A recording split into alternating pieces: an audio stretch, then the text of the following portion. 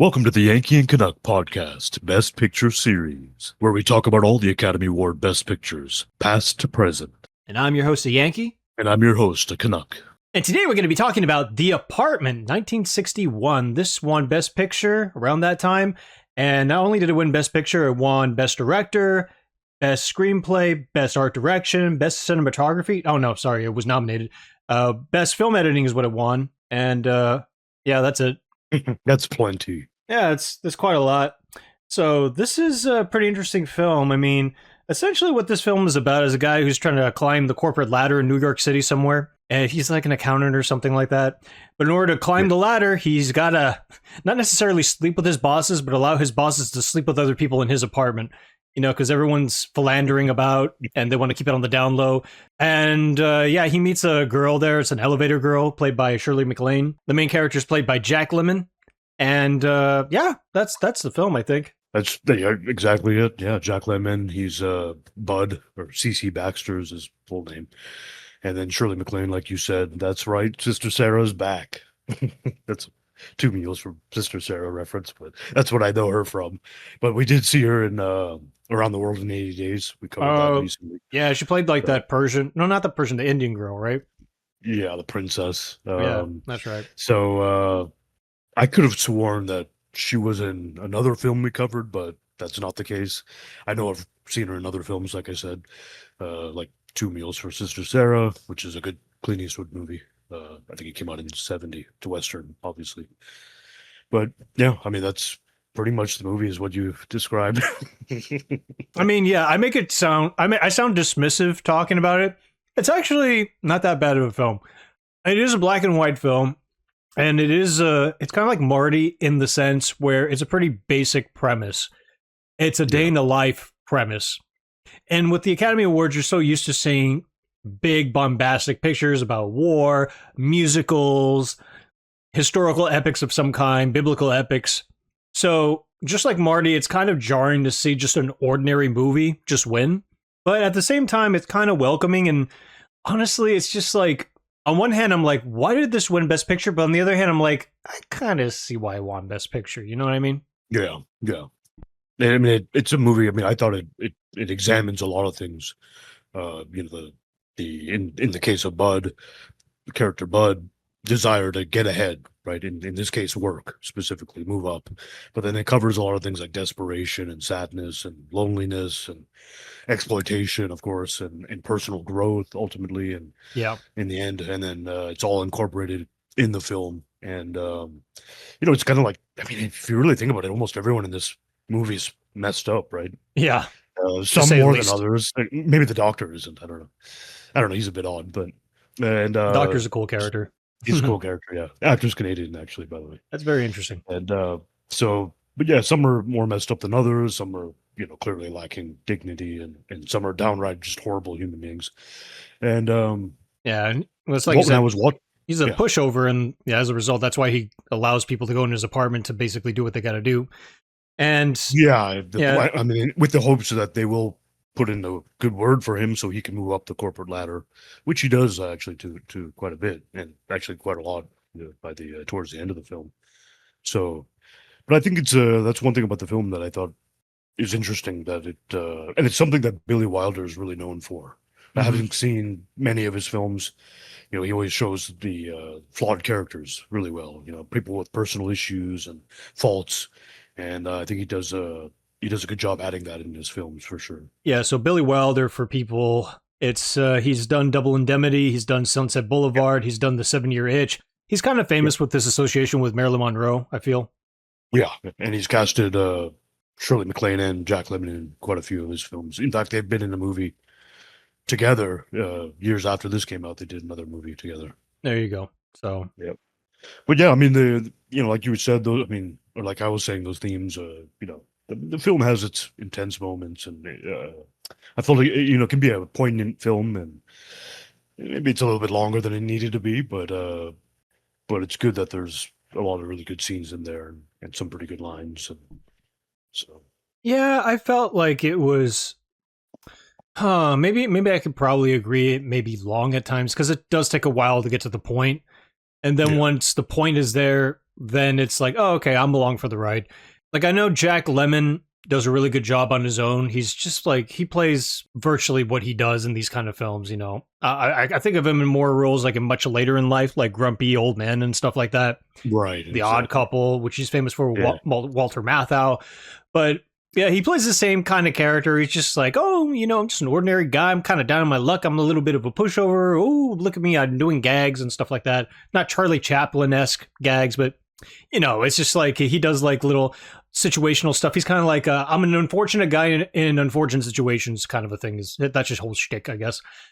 Yeah. But I feel like as good as he was in this, I think Shirley MacLaine is the brightest star in this one. She has much more interesting things going on. I felt like Definitely. anytime she was on, I was like, oh, I was paying more attention to what was happening. Yeah. Yeah. I agree. Actually, definitely agree with that. I mean, that's been with regards to the acting, great acting, solid all around. Jack, whether it's Jack Lemmon, Shirley MacLaine, especially Fred McMurray, um, and then the Canadian actor who played the Doctor, even. And so, yeah, one thing I thought Yeah, was Jack interesting was, Crucian, I believe yeah, is his name. that's correct, correct. Yeah, And I think he's from Manitoba, I think originally, but you're right. it's one thing I found interesting was it's not. I didn't find it to be much of a comedy, honestly. I mean, there are a few funny moments, like you even said, like with Jack Lemmon, especially. I think it's mostly a drama, and but to be fair, there are some good one-liners and some remarks here or there that'll make you laugh for a second or two, and then maybe I can think of at least one part that's kind of slapstick. So there's maybe a scene or two that's a little slapstick-esque, Yeah, but it does have yeah. it's like a tragic comedy, I think is how they described it. Nowadays it'd be called a dramedy. Yeah. Yeah. Yeah. It's not, it might have like toward that somewhat of a classic rom com ending or something, but yeah, maybe a dramedy would be a more applicable Yeah, way to describe it. that's a modern term for it, yeah. But Yeah. I think Yeah. this was But it's, called yeah. tragic comedy or whatever. Yeah. I mean, it's definitely a dark film in many ways, a serious film. I thought it was a fairly serious film. Yeah, there's quite a lot going on too. Like one of the things that stood out to me was like the rent was like $80 $85. Yeah. yeah, it went up $85 a month, was it? For the rent, and I was just like, well, I wonder what the equivalent of that is. And you get this, the equivalent to that as of this recording anyway is $886. Wow. Yeah. That's So in Manhattan, crazy. yeah, Manhattan, that place that he had probably was like $4,000 a month. Yeah, I look. Yeah, you're very much in the ballpark. 3,500 to $4,000. I'm like, Yeah. bro, no way. The standards have gone. Not. I Yeah. mean, the standards. I don't know if the standards are the same, but it's just like, man, the rent has gone up exponentially. But that's a separate Yeah, issue entirely. But I was just like, it's wow, funny. dude. Yeah, I was thinking the same thing when he mentioned that at the beginning. I was like, wow, let's make a note of that. It's funny you mentioned it, because I That actually was the thought about first note I mentioning it. made. Yeah, I was like, I can't believe that. Can I go back in time to right. that lease? Oh Jesus. man, yeah, ain't that the truth, man? And nowadays you got to hold Um, 3 jobs and 5 side gigs and set aside a yeah, little bit of money from the plasma, yeah, and then you can maybe scrape a little bit to make ends yeah, meet. But you know what? A different time, obviously. yeah. We Another digress. thing too. My favorite movie came up during this movie. Oh, that's exactly what I was going to bring up. I was going to bring up one scene in particular in the beginning when he's eating dinner. why don't you explain to the audience what we're talking about? In the beginning of the film, when you're starting to get to know Bud, Jack Lemmon's character, and he's at home after work and he's eating dinner, watching TV. He's got this microwave dinner, looks dreadful, and throws it in the oven, sits at the TV watching TV. He's trying to find out what to watch, and they put on Yankee's favorite movie of all time, Grand Hotel. I know. They I started almo- listing the actors in it, and I was like, wait a minute. I Is know. this? I was Then like he the said, same way. "Man," Like, wait, what's going on here? And it's just like I'm Grand Hotel. I'm like, oh, I was about to fucking vomit. I was hoping they play like 10 seconds of that film just for you, but I would have just turned off the film. I would have been like, I'm done. That's it. I don't care if they play a little bit. I'm like, I'm done. I've already man. seen this garbage. I don't want to see it ever again. And here they are force feeding it to us. It's kind of funny too that this thing won Best Picture, and they show another Best Picture winner on that thing. It's weird, right? It's just It is bizarre. I've never seen anything like this done before. To my knowledge, I've never Yeah, So it was a little peculiar, it's to say the very least. very meta, as they say. True. Yes. Yes. Yes. Yeah. That was funny. I got a kick out of that scene though. Well, I'm glad I they was like, didn't oh play a man. damn second of it, except for those credits, because they cut the commercial and then the rest of the movie plays. But like he Yeah. kept changing the channel and it kept saying like, what were they talking about? Something about like, they were talking about like things that were very serious. I think like war or something like that. I don't remember. There was one like a western, and you see some cowboys and Yeah, they were all westerns, I First think, or Nations Indians or and western oriented. Yeah, yeah. yeah, and then there was some other channel he put on, and I guess he just couldn't find something to watch, and he just gave up on it. Yeah, Went no, back to his TV dinner. yeah, basically. So I think one of the things about this film was interesting is how people lived in the moment. And we've seen that already with previous films, so this is really Yeah. no different. But it was kind of cool to see, like, oh, as you mentioned, the TV dinner, how they set up, their little flat for like little dinner parties, or or like Yeah. New Year's Eve parties, which happens at the end of the movie, and stuff like that. And you're just like, oh, okay, cool. This is what New York City was like back then. That's interesting. Yeah, even the kitchen, a lot of scenes are in the kitchen when he's cooking pasta later in the movie, making coffee a couple times in the movie. Every time he's heating up something, he's turns the gas on, lights the stove with a match. I mean, it's just the way things were back in the day. And That was gross though. He combined. got a tennis rack and he was putting the spaghetti on it and stuff like that. Yeah, I was didn't. like, I didn't I was like like, that. ew. I was like, I get it. It's crafty and it works if you don't have a colander or something. Yeah. I'm like, come on, man. Strainer, yeah. What are you doing here? What are we doing know. here? I know. I hope he doesn't use that as well. I know. I mean, that was the gag. It's supposed to be funny, but I was just more grossed out than anything. I was like, ugh. I'm like, Yeah, and he's feeding people repulsive. that food too. I know, right? That's the worst thing. Especially the girl that OD'd in his apartment, which is the elevator girl. That's like a subplot in the film. And I think it was probably the most interesting part of the film, where basically what happens is his main boss is the one who's having an affair with the elevator girl, who's the main love interest to Bud later on in the film. So they're having an affair in his own apartment, and turns out he gives her the song and dance of like, oh, I'm going to divorce my wife and stuff. And she's like, well, you told me that left and right back in the day, blah, blah, blah, blah, is what her thing is. And then she's so distraught over the news that he's still with his wife, I think, that she decides to OD on Bud's sleeping pills, because he takes a sleeping pill in the very beginning of the film. So they set up that he has them. So she takes them, and they have to get his doctor neighbor to come in and inject her with stuff, and they have to get her they have to rehabilitate her basically. So that's a whole thing. It was so, I wouldn't call it ordinary or mundane, because that doesn't happen every day. Everyone's not overdosing every day, but it's just more like, it just seemed like one of those pivotal events that in a person's life that you hear like in a story, like if one of our friends came in and started telling us a crazy story that they heard or they've been a part of. It just felt kind of like that, but in a movie format. And I was just like, huh. It's not an adventure. It's not a war. It's not singing, dancing nonsense. It's just a day in the life, as I mentioned at the very beginning. And that's what makes this film intriguing to me. Yeah. A lot of those scenes are, they're so specific and exactly like you said. And that also makes it relatable, right, to a lot of people too. Mm-hmm. And so I think, there's a lot of things in the movie that are like, whoa. And which is why I also said it's a very serious film.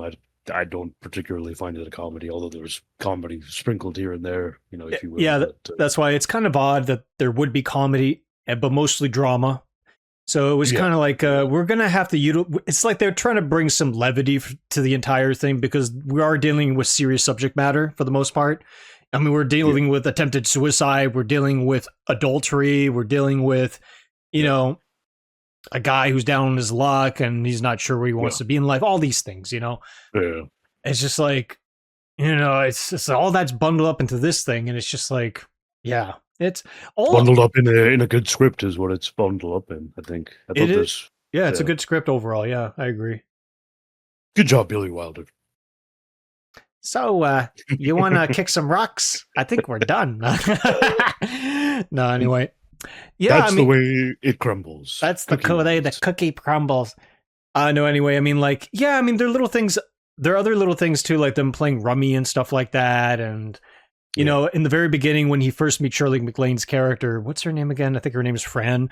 Like, Fran. Yeah, so he meets Fran and then he asks her out in a sheepish kind of way. He's kind of shy about it. And then his boss gives him tickets in exchange for, in his apartment.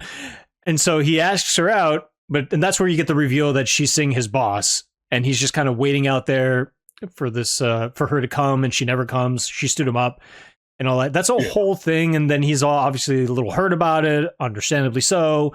And little things like that just help further the development of the characters. So I felt like the character development was very rich in this film overall. It's very much like Marty, but on a slightly bigger scale, I feel, because it's not just about Marty in that case. It's really about Bud. It's really about Fran. It's really about the side characters, like the bosses and things like that. Everyone, I feel like, gets enough time for you to understand where they are, where they're coming from. Even at the end of the whole movie, there's a secretary, the main boss's guy secretary, who he had an affair with. It's like, then he fires her because she tells Fran about the fact that he's still with his wife. And so he fires her in retaliation, and out the door, the secretary decides to phone his wife, the boss's wife, and then just rats on him as a final retaliatory strike. So, they're all even that character, that little secretary character, gets enough character development where you're just like, that is a full character. That's a full, interesting character. Yeah. Very memorable. Yeah. Exactly. That's I think that's the, the thing with Billy Wilder. He does a good job, like I was saying earlier, with adding layers to these characters and flaws and faults or something, some plot point or something that it kind of sticks really well. Yeah. Him being the co-writer. Yeah. He knew what he was doing when it came to this film. Yeah. I mean, hell, he won both director and screenplay. So the Academy figured, like, yeah, this is pretty good stuff. Let's just go ahead and give it to him. So, yeah, I don't know what else was in contention. I could look it up real quick here. The Alamo, Elmer, Gantry, Sons and Lovers, and the Sundowners. Ocean's 11? No. Sons and Lovers, the Sundowners, Elmer, Gantry, the Alamo. No, but that year Ocean's 11 came out. Maybe it wasn't nominated. Oh, yeah, definitely not. Not for Best Picture anyway. Yeah, not for Best Picture. You're right. So yeah, I mean, like, I think I've heard of the Alamo. That's a John Wayne picture. Yeah, I've seen it. Yeah, I've seen like the one with Billy Bob Thornton, but I don't think I've seen this one. Yeah, that one came out in the early 2000s, I think. Something like that. Yeah. Yeah, I saw that one. That one was dreadful. A Canuck endorsement. Dreadful. Yeah. Dennis Quaid, I think, was in it too, right? I'm pretty sure. He was Sam Houston, I think, right? Was he? If he was heavily make-upped up and stuff, so I couldn't recognize him. But anyway, when it comes to the apartment overall, it's a pretty good picture. I think if we're going to go ahead and give it final ratings, I probably give this one, I'd probably give it a 7.5 out of 10. It's really worth watching, maybe just once, but it really is worth watching. It's funny. That's exactly what I was thinking. It's a good movie, good performances. Like we said, good script. I mean, it's just the characters are compelling enough. There's a lot of interesting. It'll stick with you, right? So yeah, dialogue is good. I mean, it was a good movie. It's actually a lot better than I thought it'd be, to be honest with you. Yeah. I was surprised. Just like with Marty, I compare this with that film a lot. I mean, if you were to do like a double feature, it'd be Marty and The Apartment back to back, honestly. Because I like that. Yeah. That's really, I feel like, in my opinion, that's how you should watch these films, because they're just so relatable on that level. And they're similar subject matter, but not exactly the same. So it's like, you're in for a good time, I feel, if you do that.